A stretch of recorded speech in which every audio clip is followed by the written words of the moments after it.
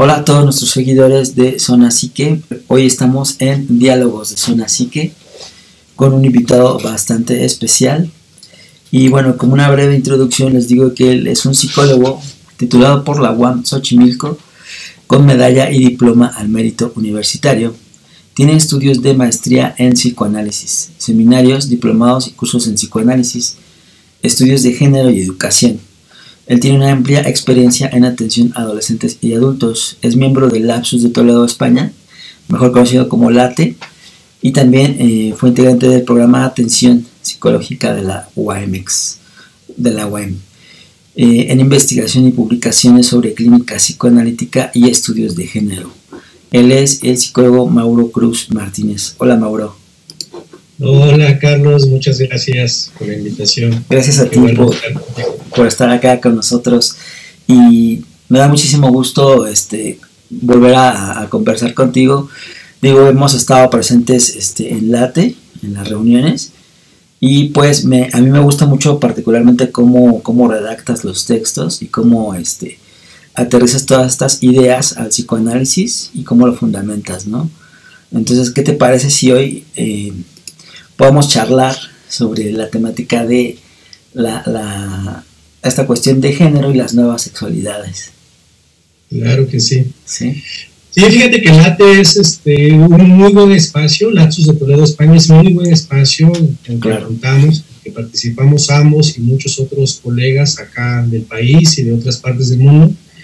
Es un espacio muy interesante para compartir nuestra reflexión, nuestro trabajo, nuestras inquietudes sobre el psicoanálisis, ¿no? Los temas que va convocando Cristina Jarque, Sebastián Gutiérrez, ¿no? Parecen pertinentes, convocan justo a estas cosas a las que nos dedicamos en el psicoanálisis. Entonces, resulta muy enriquecedor, ¿no? Porque primero, justo como lo decías, nos hace escribir, nos hace trabajar, nos hace poner por escrito estas inquietudes, estas reflexiones, pero también nos permite escuchar a los colegas, a las colegas, ¿no? Exacto. De acá y de otras partes del mundo, y eso siempre es muy, muy enriquecedor.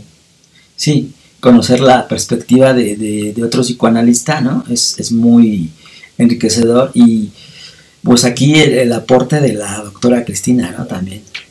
Que tiene este puente que ha tendido entre España, Toledo específicamente, con México, con Francia, con Colombia, con Brasil, ¿no? Ha sido muy, muy rico, la experiencia ha sido muy, muy grata. Yo tengo acá en Lapsus, creo que ya un par de años. Sí, ¿verdad? Ya tienes tiempo. Más o menos, creo que por ahí, ya estoy cerca de los 2 años, y la verdad es que ha resultado muy, muy gratificante. Y justo llegué por Carlos Mayen, quien ya estuvo aquí. Claro, sí, con una extraordinaria entrevista ahí sobre la adolescencia. Pues muy bien, te agradezco mucho el aceptar la invitación, y bueno, como una entrada podemos mencionar también que este tema tiene que ver con los cambios generacionales, ¿no? También el paso del tiempo, entender que el mundo cambia sus percepciones y en concreto en cómo vivimos nuestra sexualidad, ¿no? Es decir, tiene mucho que ver esta parte, ¿no, Mauro?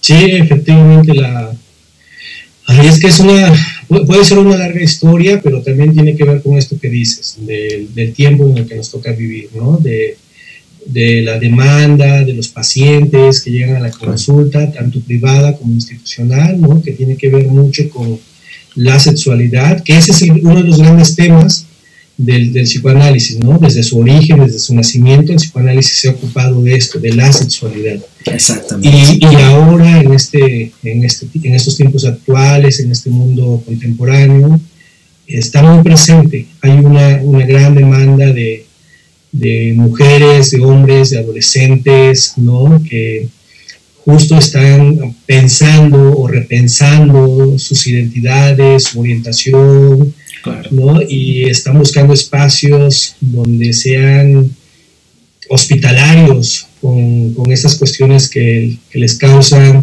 pues malestar, que les causan cierto sufrimiento, porque la sociedad no necesariamente lo entiende del todo actualmente. Entonces, efectivamente creo que hay una presencia importante de este tipo de cuestiones, te digo, tanto en el espacio institucional, como lo decías hace ratito, yo colaboré con el programa de atención psicológica de la Universidad del Estado de México, y ahí mismo, ¿no? Hay una importante presencia de este tema, una importante demanda de estos temas sobre las identidades sexuales, ¿no?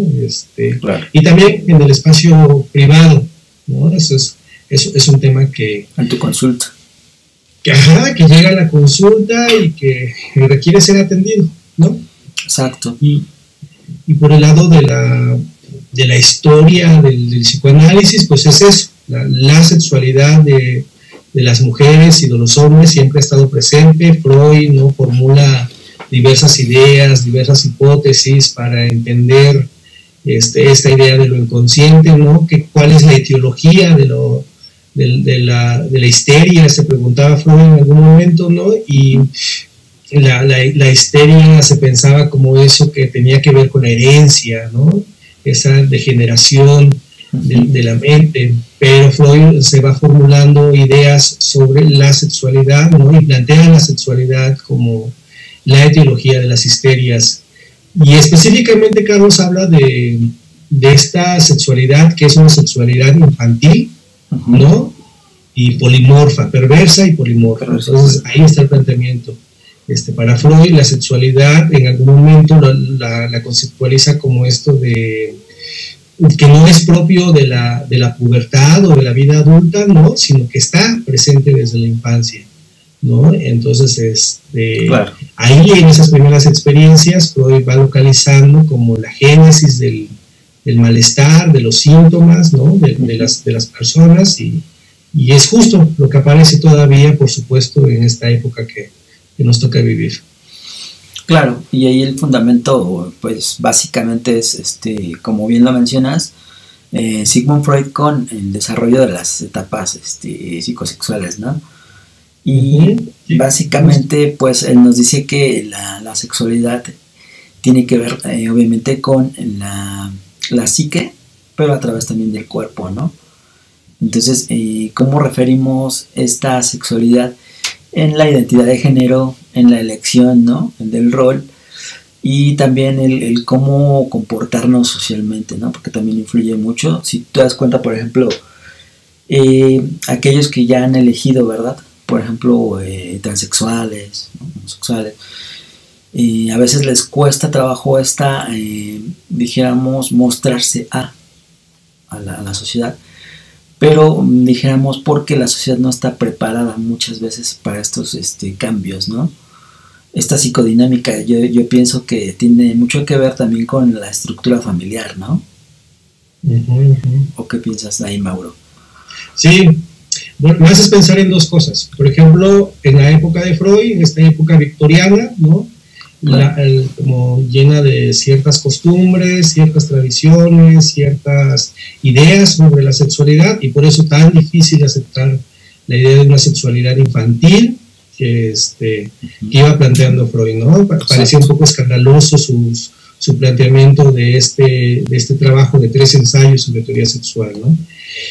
Y ahora, con lo que dices de los transexuales, de la época actual, de si la sociedad está preparada, bueno, sí es cierto, me parece que hay toda una serie de dificultades ahí sociales todavía, ¿no? Tienen que ver seguramente con nuestra educación, con nuestra historia, con nuestra ubicación geográfica, ¿no? Las particularidades de nuestro país o de América Latina en general.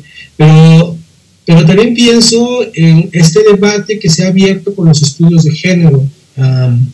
Es cierto, el psicoanálisis plantea como uno de sus ejes el de la sexualidad, pero los estudios de género han venido a interrogar, ¿no?, esta idea de las sexualidades, de las identidades, con sus propios planteamientos, con este diálogo que han querido entablar, claro, con el psicoanálisis, con estos desencuentros que han tenido con el psicoanálisis, ¿no?, y estas críticas que forjan al psicoanálisis.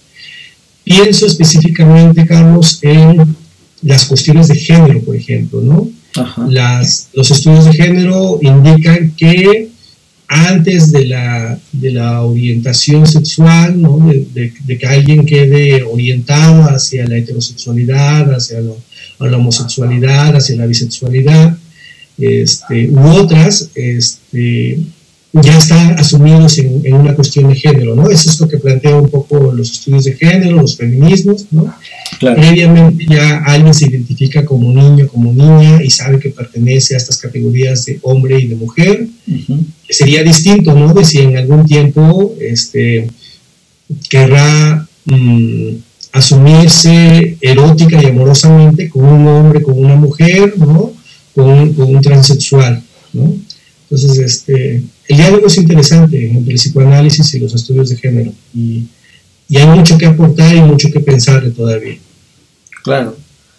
Sí, pues bien lo dices, tiene mucho que ver también con la cultura, ¿no? El cómo nos educan, cómo nos hablan de sexualidad, que ciertamente muchos padres no lo hacen, ¿no? Entonces, desde ahí viene un problema, dijéramos, de contexto, ¿no? También el cómo etiquetar todo, ¿no? Es decir, tú eres homosexual, tú eres bisexual, tú eres otro. El etiquetar todo esto en la sexualidad implica también, dijéramos, limitaciones también, ¿no? Porque en algún momento la psicodinámica del sujeto es muy variable, ¿no? Incluso mismo Freud nos comenta, ¿no? En 1905 que existe la homosexualidad latente y la homosexualidad franca o manifiesta, ¿no? Ajá, sí, justo. Entonces, justo, ¿no? Por eso muchos hombres y muchas mujeres se descubren, y todavía pasa, ¿no? Se descubren a muy avanzados años, ¿no? Claro. Ahora hay un boom, ¿no? De los adolescentes que a los 13, 14, 15 años, incluso antes, ¿no? Pueden decir abiertamente sobre su orientación, ¿no? Porque, digamos, el contexto social lo va permitiendo. No en todos los lugares ni en todos los puntos, pero claro, digamos que en las metrópolis por lo menos va sucediendo, o en las redes sociales. Pero también hay hombres y mujeres,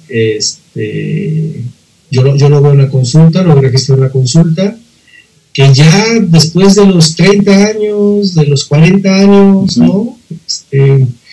Va pudiéndose asomar un poco más claro que efectivamente se casaron, tuvieron hijos por demandas sociales, por cuestiones familiares, ¿no? Pero que en realidad la orientación, el deseo, el placer estaba en relación a personas de su propio sexo, ¿no? Ya sean hombres o sean mujeres.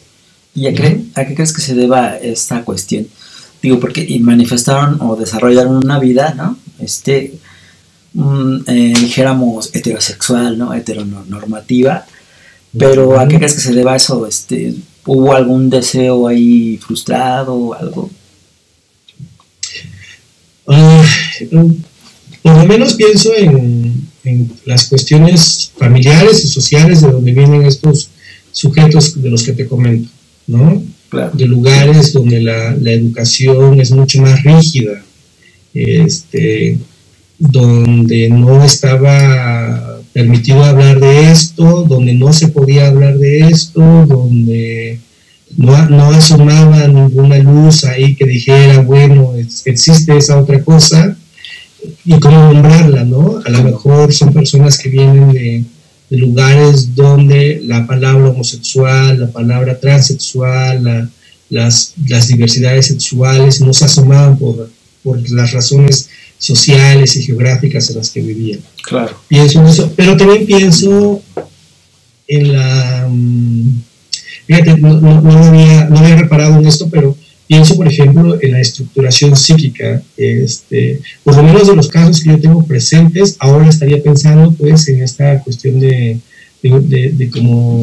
las neurosis obsesivas, ¿no? Y que tienen que ver con esta forma de funcionamiento psíquico, que es mucho pensamiento, ¿no?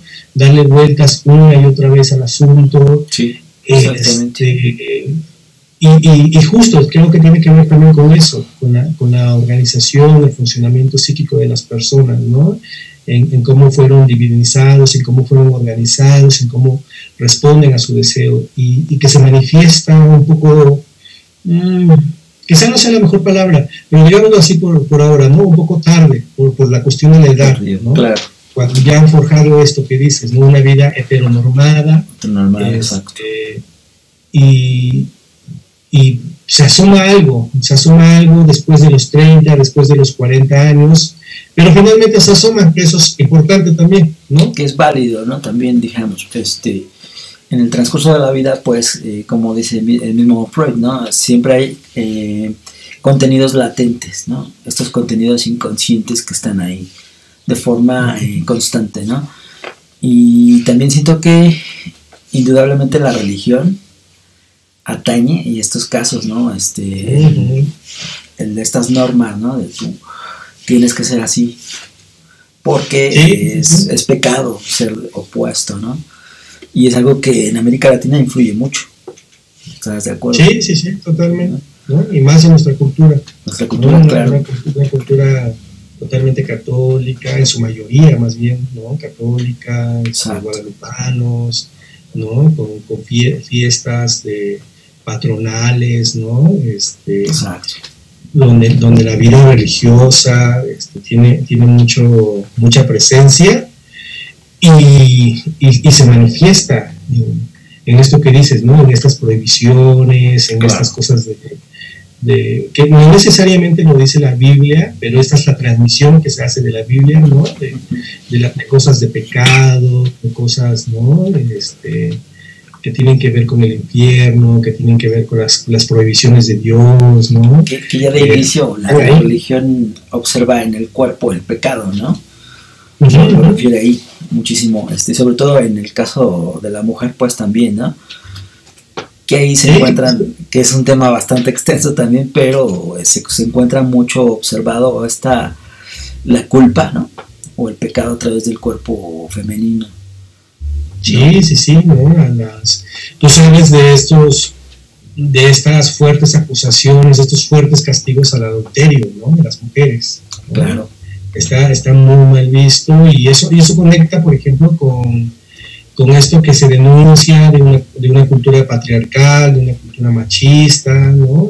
Que le dan como más ventaja o más permisos a los varones, ¿no? Que a las mujeres, incluso en el ejercicio mismo de la sexualidad, ¿no? Socialmente, una mujer que goza no goza en el sentido lacaniano, sino goza en el sentido de su cuerpo, de su sexualidad, ¿no? Es castigada, es mal vista, en comparación con un varón, ¿no? A los varones les está permitido, no se está permitido muchas más cosas que hasta se les aplaude. Exacto, o sea, se aplaude, efectivamente, ¿no? Lo escuchamos en las conversaciones en los diferentes lugares, como de alguna u otra manera se sigue aplaudiendo, como dices, estos comportamientos de los varones, ¿no? Se sigue aplaudiendo que un jovencito tenga novias, ¿no? E incluso se les autoriza de alguna u otra manera que dejen a la chica embarazada y no se hagan responsables, ¿no? Claro. Y a las mujeres se les critica, ¿no? Diciendo, bueno, pues eres la mamá y tienes que ver por tu hijo y tienes que sacrificarte, ¿no? Todos estos mandatos sociales tan fuertes todavía que siguen organizando a nuestra sociedad. Claro, y sin contar, por ejemplo, los usos y costumbres de ciertos poblados, ¿no? Como en algunos donde intercambian inclusive hasta sus hijas por ganado. Creo que todavía se siguen manifestando algunas situaciones así. Entonces, sí, en Oaxaca, por ejemplo, en ciertas partes todavía es muy presente eso, ¿no? Lo dicen de broma, pero es bien cierto y es bien serio, ¿no? Las vacas, los guajolotes, los cartones de cerveza que hay que llevar para poder pedir la mano de una chica, de una mujer, ¿no? De un adolescente, particularmente de adolescentes, ¿no? Claro, y incluso ahí, bueno, lo que es la legislación no tiene como cabida porque pues lo manifiestan como usos y costumbres, ¿no? Te iba a comentar... Es toda una discusión. Sí, es todo un tema ese. Y te iba a comentar, bueno, más allá de lo especificado en lo sexual, ¿verdad? El encontrar la búsqueda de una pareja es como de cierta forma encontrar algo que se ha perdido en nosotros y que al encontrarlo creemos como que se hace un cierto tipo de justicia. ¿Crees en esto?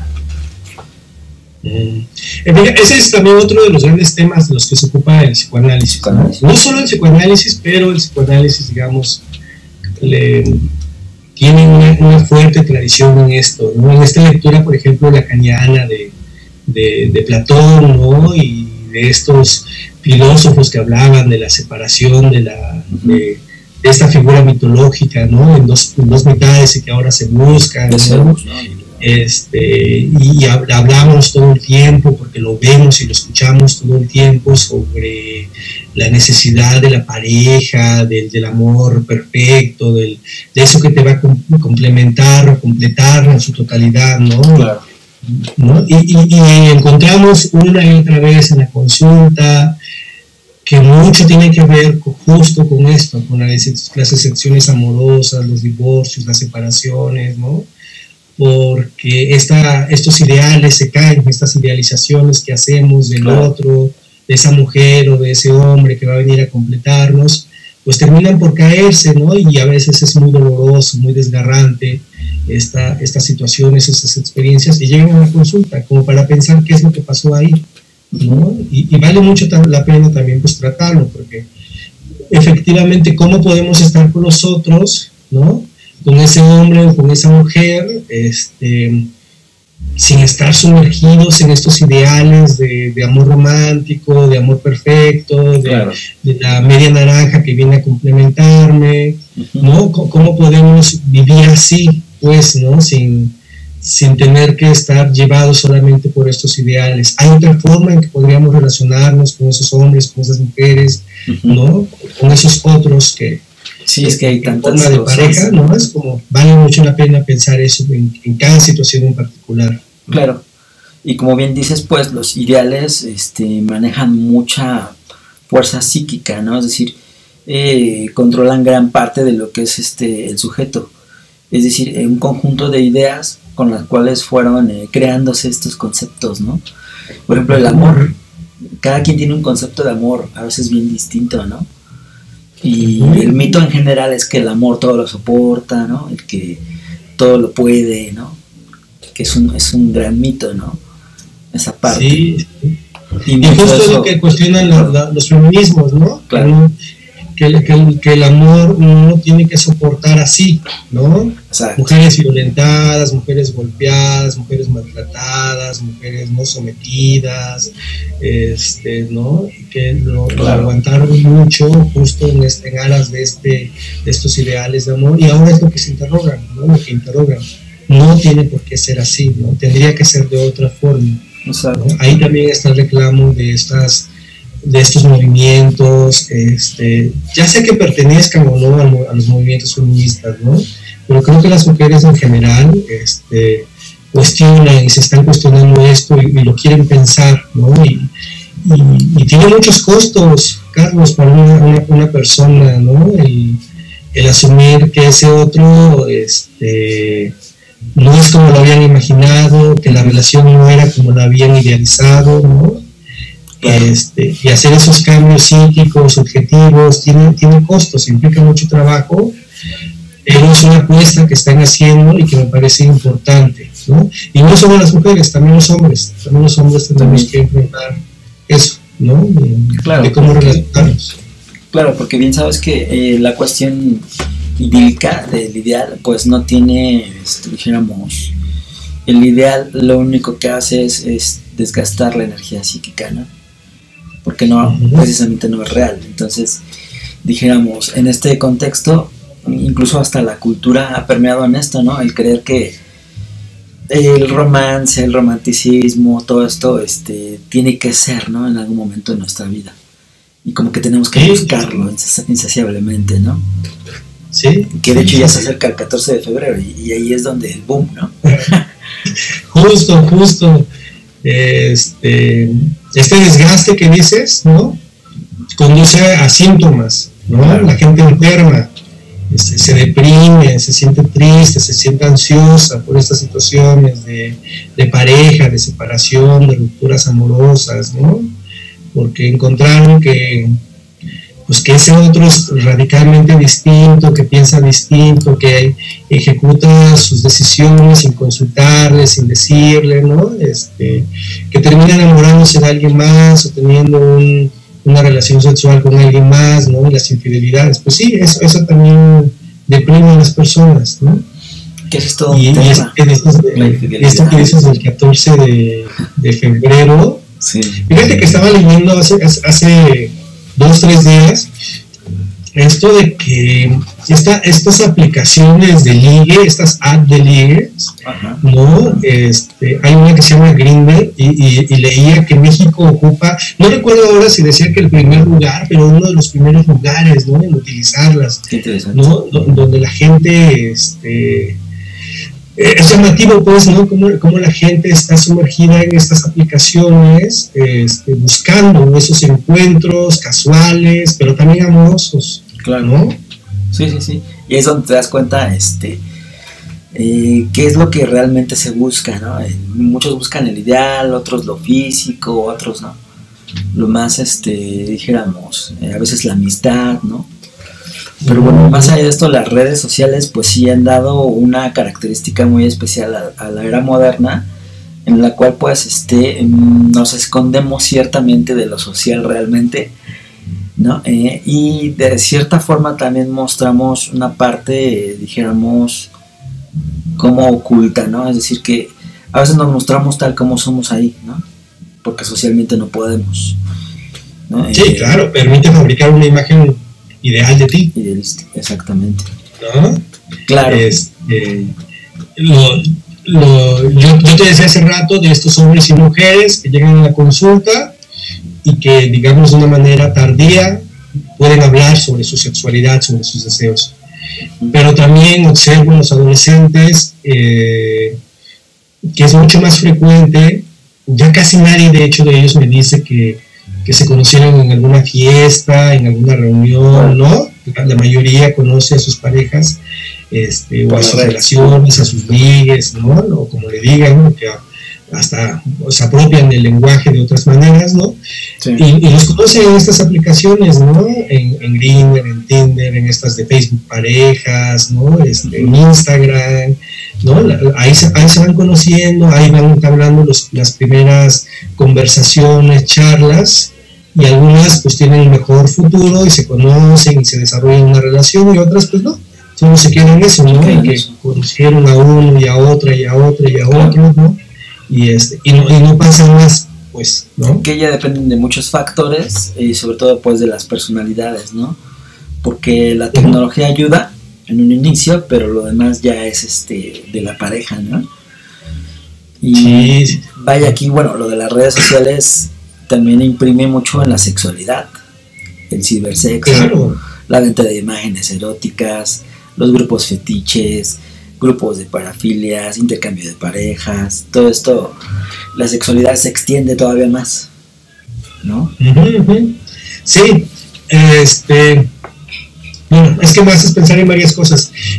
Por ejemplo, la acusación, creo que eso es una acusación a la época por ciertas generaciones y que podría ser un síntoma o no lo sé ahora, pero de que todo es muy rápido en las aplicaciones, en las redes, ¿no? O sea, van acelerados, muy, muy rápido, todo es concretar y, ¿no? Sí. Y justo a través de esto que dices, ¿no? De conversaciones muy eróticas, muy cachondas, de fotografías, ¿no? Íntimas, totalmente íntimas. Y en eso se la llevan. Y bueno, digamos que es un funcionamiento de estas generaciones que ya nacieron con las tecnologías, que ya se desarrollaron. Claro. En esto es las redes sociales, las aplicaciones, por un lado. Pero también pensaba en las consecuencias de esto legales. Por ejemplo, hace también un par de días veía yo una nota sobre la ley Olimpia, ¿no? Claro. Y yo también trabajé en educación básica, en secundaria por muchos años, y yo compartía en mis propias redes que justo la ley Olimpia era la última lección que yo había preparado justo como para hablar de las consecuencias que tenía compartir imágenes que te habían sido compartidas en la intimidad, ¿no? A ti, claro, pero que tú las soltaras con tu grupo de amigos y que de ahí se sueltan, se hacen... y no se sabe hasta dónde llegan, ¿no? Exacto, ¿no? Y que tiene este tipo de consecuencias, este tipo de efectos sobre las personas, sobre sus estados de ánimo, sobre su psique, ¿no? Las deprimen, es traumatizante incluso, ¿no? Olimpia habla, justo esta chica de la que se difunden unos videos, ella habla, ¿no? De lo doloroso, de lo difícil, de lo terrible que fue, ¿no? Saber cómo la llamaban los medios de comunicación, ¿no? Primero en su lugar de origen, luego en Puebla, ¿no? Es terrorífico. Ella tuvo la fuerza para hacer una reparación que terminó por convertirse en una ley que ahora castiga que se compartan contenidos íntimos, ¿no? Sí, de las personas. Claro. Y he visto otros casos, ¿no? de personas que se han quitado la vida, jóvenes, particularmente jóvenes, que se han quitado la vida por este tipo de contenidos que circulan en redes sociales, en internet, ¿no? Claro. Y es muy fuerte, es muy, muy delicado también. Sí, son cosas muy fuertes y que se da mucho en México y en Estados Unidos, también sobre todo, ¿no? La adolescencia, ¿no? Es un periodo en el cual implica que tú quieres ser aceptado en un grupo. Y a veces por ser aceptado en ese grupo haces muchas cosas. Y bien lo dices, el compartir imágenes eróticas de alguna persona implica muchísima falta de respeto hacia esa persona, ¿no? Porque ya no la ves como persona, ya se ve como objeto. Ándale, ese es el tema, ¿no? Cómo volvemos a una persona un objeto que se puede compartir, ¿no? Y exacto, olvidamos la dimensión afectiva, las consecuencias emocionales que puede tener sobre esa persona, ¿no? Exacto. Y planteando aquí lo de las redes sociales, esta comunicación, también siento que aquí hay como una parte en la que todo es expresado de forma rápida. Si ya no quieres algo con alguien ni le contestas, lo puedes tornar por teléfono. Es muy instantáneo todo en esa parte, y yo siento que deja de lado la responsabilidad emocional y como que se acerca a esta parte del, dijéramos, eyoica, del ello, donde todo es muy práctico, ¿no? Muy directo, muy fácil, ¿no? En ese sentido. Como si no hubiera una especie de dique a lo pulsional, ¿no? Exacto. O sea, ya no hay estos largos rodeos que hacíamos o se hacían en otras generaciones, ¿no? De cómo hablar con la chica, de cómo hablar con el chico, con la novia, con el novio, de terminar una relación, ¿no? Que se tenía que hacer cara a cara, no había otra manera. Y efectivamente ahora están estas tecnologías que permiten esos finales de relaciones o de ligues, ¿no? Ajá. Y se van, ¿no? O bloquean, o dejan de contestar, o dejan en visto, ¿no? Pero creo que eso es como para hablarlo, por ejemplo, en el caso por caso, de la chica o del chico en particular, ¿no? ¿Qué está pasando? Es una cuestión de época lo que le está pasando, es una cuestión de no saber cómo, ¿no? De claro, cómo canalizar estas emociones, esos sentimientos, estas cosas que le produce no querer ya estar con alguien, ¿no? Claro. Y vale mucho la pena, por ejemplo, en la consulta y en los espacios educativos. Ese rato ya no te lo dije, pero justo mucho de la sexualidad se evade o se aborda en las escuelas, ¿no? Lo poco mucho claro, que se sabe tiene que ver con el rol de las escuelas, de las instituciones educativas, ¿no? Y a veces no le dan espacio para hablar de estas cosas cuando es parte de lo que interesa a las adolescentes, a los jóvenes, a los niños, ¿no? A las niñas. Entonces, valdría la pena abrir espacios de reflexión con ellos para saber qué está pasando con esto, ¿no? Con estos comportamientos, con estas acciones. Eso estaría muy interesante. Yo en algún momento hice algún ciclo de conferencias con un profesor. Íbamos a las secundarias a hablar de esto, de sexualidad, o inclusive hablar con los padres también, porque muchas veces viene de ahí. el problema, ¿no? Esa falta de comunicación. Es como yo le voy a hablar de sexo a mi hijo, ¿no? Porque pues en un momento no hablaron de sexualidad conmigo, entonces tienen esas limitantes que se van de generación en generación. Y aquí pues cabe resaltar también la idea que replantea por ejemplo Zygmunt Bauman en la esto de la sociedad líquida, ¿no? De el consumismo nos ha hecho así también en nuestras relaciones, ¿no? Es decir, no me hizo caso esta chica, ay, me voy con la otra, y todo es así continuo, como en un fluir, ¿no? Cómo se nos va entre las manos, ¿no? Exacto. Cómo podemos optar por 1000 opciones más que hay también, ¿no? Exacto, y también ya a la gente no le gusta esperar nada, ¿no? Sí. En 30 segundos, si no me gusta tu video, no, lo cambio y no le doy like, ¿no? En 10 segundos tienes que convencerme, ¿no? Entonces... Sí, claro. Yo eso lo notaba desde Facebook, ¿no? Que era la red social que predominaba hace algunos años, y ahora me parece que se acentúa mucho más con estas otras nuevas redes, ¿no? Como TikTok, ¿no? Configuran un modo cognitivo totalmente distinto, claro. ¿no? De segundos, ¿no? Antes por lo menos te detenías unos minutos, ahora no, ya es segundos, ¿no? Y la atención va disminuyendo, el siguiente es mucho más fácil, ¿no? Entonces, sí, justo. Si no es este chico, si no es esta chica, pues el que sigue, ¿no? Y se la pasan explorando, hasta tratar de coincidir con alguien, ¿no? De hacer match con alguien, ¿no? Exacto. Entonces, pero justo es eso, la ilusión de hacer match, dicen los psicoanalistas, ¿no? Recalcati creo que habla un poco de eso, que eso es lo que dice el psicoanálisis, ¿no? Esta ilusión de encontrar al otro, quizá en otras épocas encontrar al otro que iba a estar con nosotros para toda la vida, ¿no? Pero ahora el match como esto de la ilusión de encontrar al otro que por lo menos esté algún momento, ¿no? Exactamente. Y también ahí tiene sus riesgos, sus decepciones, ¿no? En esto de darle al siguiente, al que sigue, ¿no? Está lo desenfrenado, el que no se puede ubicar, el objeto, ¿no? El objeto de satisfacción, el objeto de gozo, el objeto de placer, ¿no? Sí, es difícil, la vida sexual y la vida amorosa es bien complicada. Sí, de hecho ya es complicado, y ahora con esta, dijéramos, con esta sociedad que no le gusta esperar, que todo lo quieren práctico, rápido, ¿no?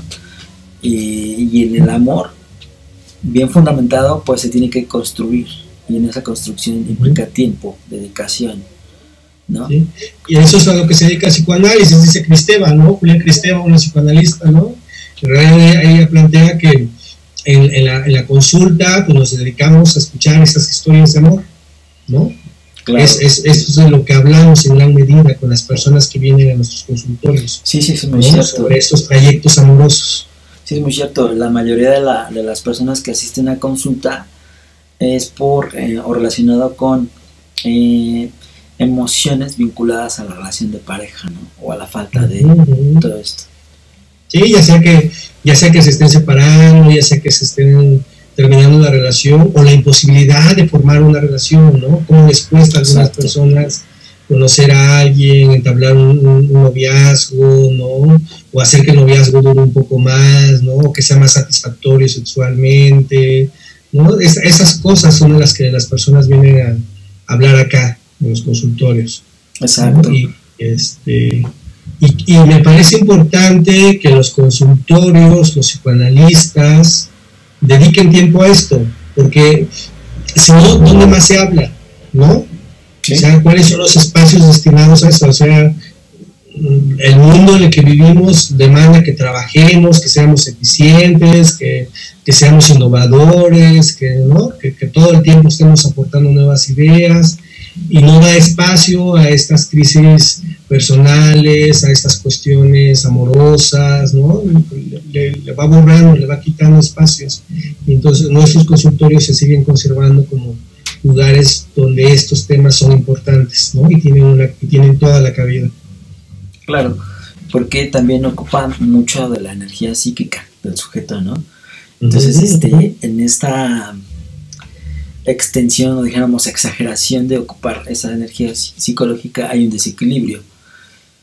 Y en ese desequilibrio es lo que atiende el psicoanálisis, porque en cualquier desequilibrio pues va a existir directa o indirectamente un sufrimiento psicológico, ¿no? Sí. Para Freud, uno de los ideales freudianos, yo digo que es un ideal de Freud, es que el psicoanálisis permita a los hombres y a las mujeres, ¿no? Poder trabajar y amar, ¿no? Sin tanto malestar, sin tanto sufrimiento, sin tantos compromisos sintomáticos, ¿no? Claro. Pienso que es un ideal de Freud por la forma en la que está construido este hombre que fundó el psicoanálisis, pero ahora habría que pensarlo en nuestras coordenadas actuales, en nuestros tiempos actuales, ¿no? Donde es el sistema de producción el que ya no permite pensar estas cosas, darle tiempo a estas cosas del amor, ¿no? Claro, muy cierto. Incluso me hiciste recordar una frase de Pierre Janet, que él decía, mientras vayas asistiendo a consulta, poco a poco te irás dando cuenta que eres un administrador de tus energías psicológicas o psíquicas, ¿no? Te vas haciendo como un administrador. Uno se tiene que hacer cargo también, ¿no? Claro. Y esa frase me parece muy contundente de él, ¿no? Muy, muy, muy válida. Sí. De hecho, el psicoanálisis dice que incluso los síntomas, el malestar, son decisiones inconscientes, ¿no? O sea, al final de cuentas también tienen que ver con nosotros y tenemos que hacernos responsables de eso que nos pasa, ¿no? Claro. No podemos ser tan pasivos, ¿no? Ante lo que nos pasa. Sí.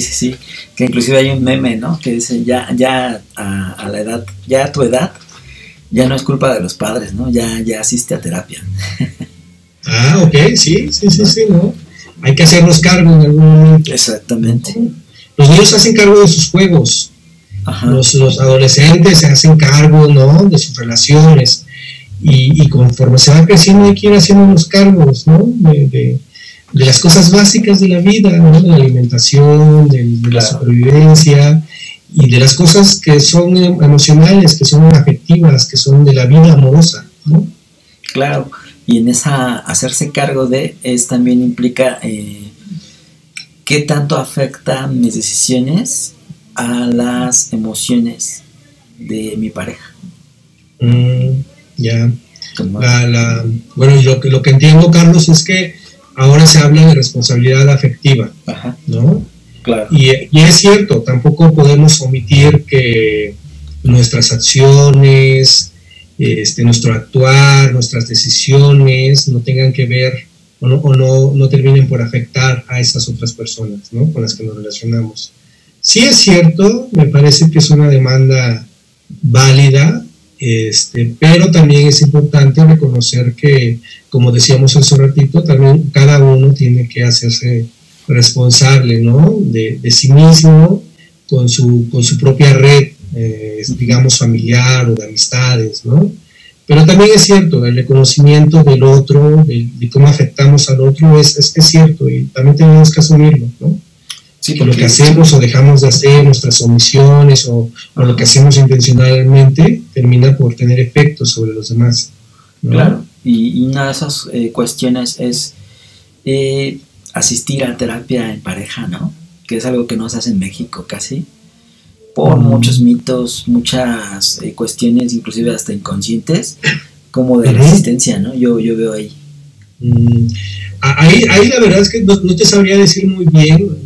Por ejemplo, no tengo ninguna idea estadística de cuántas personas van a terapia de pareja. Lo que sí veo es que hay una oferta importante de terapeutas de pareja, ¿no? Y quizá eso sea un indicador, ¿no? Sí. Yo en lo particular casi no me dedico a la atención de parejas, ¿no? Ha sido en pocas ocasiones, pero sí veo que hay una oferta importante y quizá haya una demanda importante. Y a lo mejor hay digamos, como sujetos cautivos de estos espacios de pareja, ¿no? Que podrían acudir también como a pensar su relación, ¿no? Pero valdría la pena, siempre los procesos terapéuticos, psicoanalíticos, ¿no? Vale mucho la pena como no solo para conocerse, ¿no? Sino para hacerse cargo de lo que nos está pasando, ¿no? De las decisiones que podemos tomar, ¿no? O que vamos a tomar. Y hay varias alternativas, ¿no? En psicoterapia, cada una con su especialidad, claro. Y bueno, yo siento que habría que evitar, en dado caso, el asistir a coaches, ¿no? El asistir a estos programas de te ayudo en una semana, ¿no? En un mes, ¿no? Cosas, cuestiones así tan facilonas, ¿no?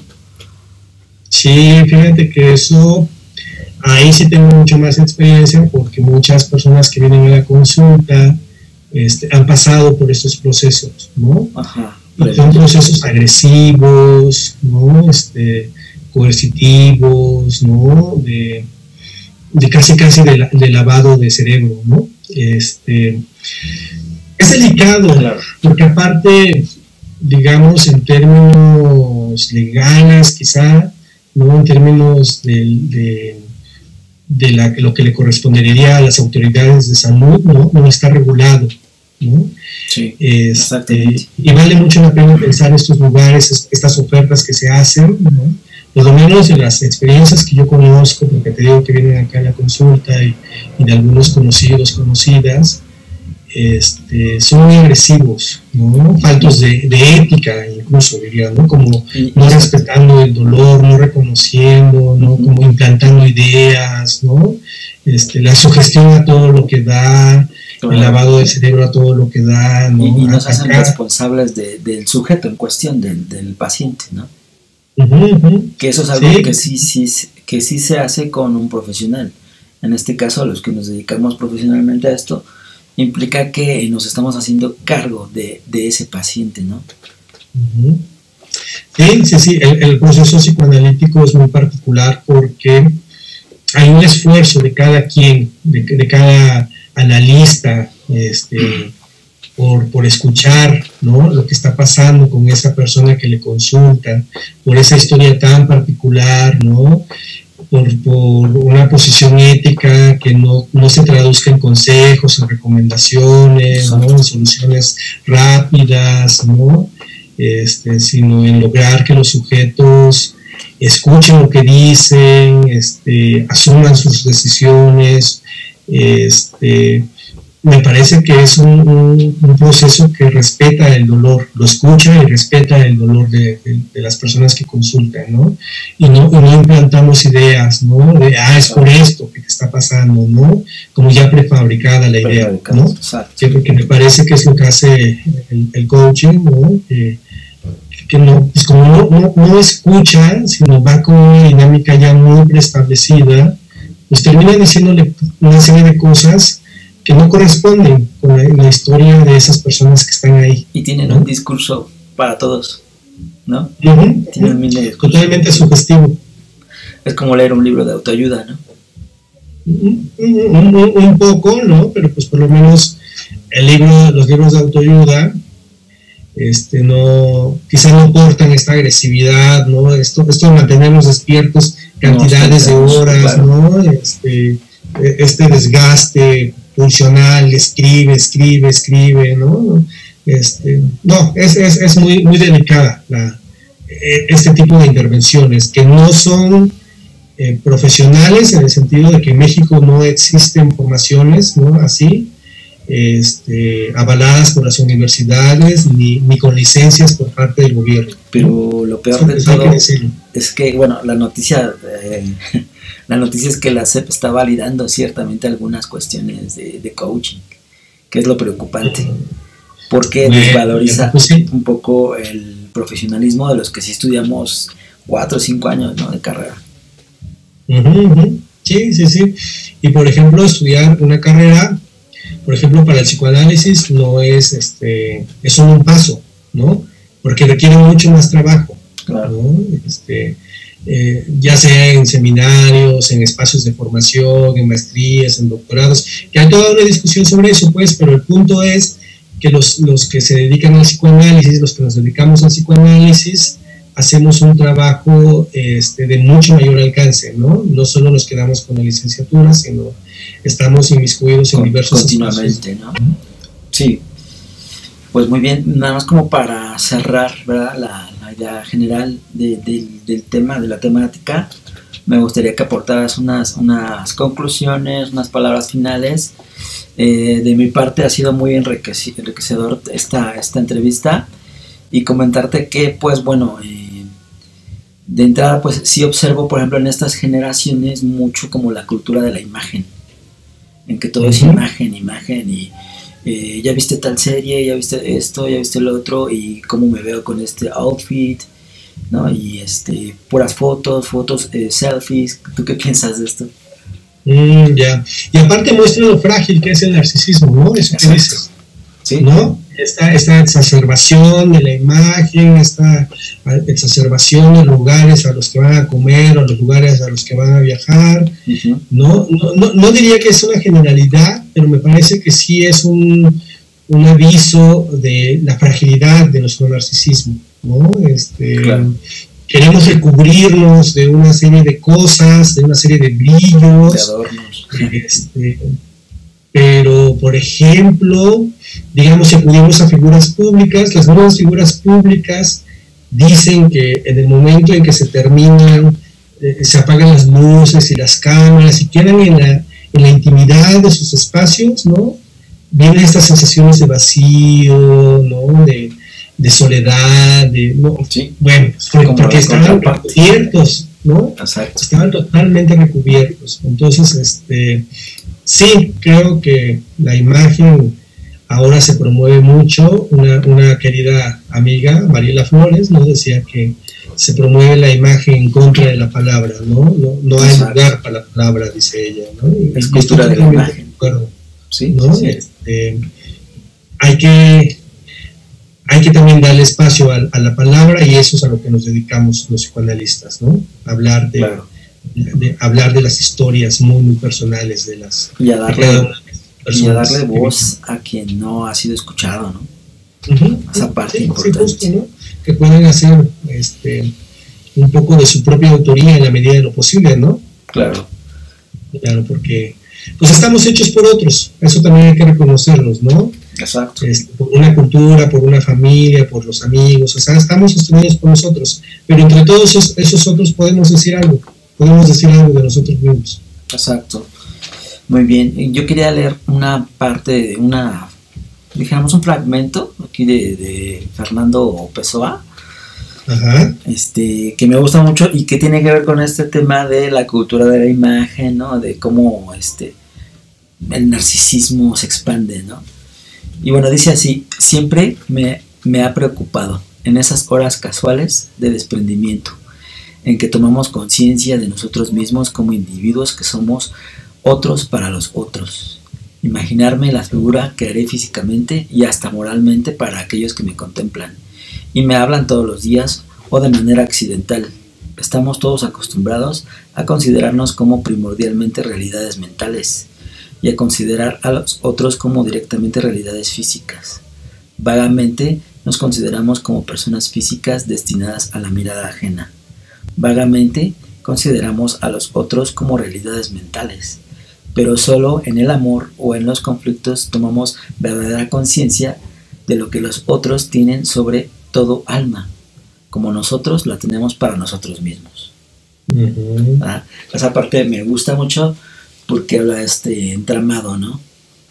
Uh-huh. Sí, pues es lo que Freud decía, ¿no? Como los poetas tienen esta capacidad de decir las cosas, ¿no? Quizá varios pasos adelante de quienes nos dedicamos al psicoanálisis, pero pues como no tenemos todos ese tipo de talentos, ¿no? Le apostamos por esta vía de escucha también, ¿no? Pues como muchos otros lo dicen con tanta claridad, ¿no? Que claro, siempre vale la pena leerlos, ¿no? Exacto, siempre hay tiempo para poder leerlos. Y pues yo te agradezco mucho el poder estar aquí en esta entrevista. Se nos fue el tiempo bien rápido, sí, prácticamente sí. La hora. Y no, pues a ti, Carlos, muchísimas gracias por la invitación, por la consideración. Felicidades, he visto varios de las entrevistas que has realizado, la verdad es que son muy interesantes y abres un espacio para compartir no solo el trayecto personal de cada uno de tus invitados, sino para reflexionar sobre cosas sobre las que vale la pena reflexionar.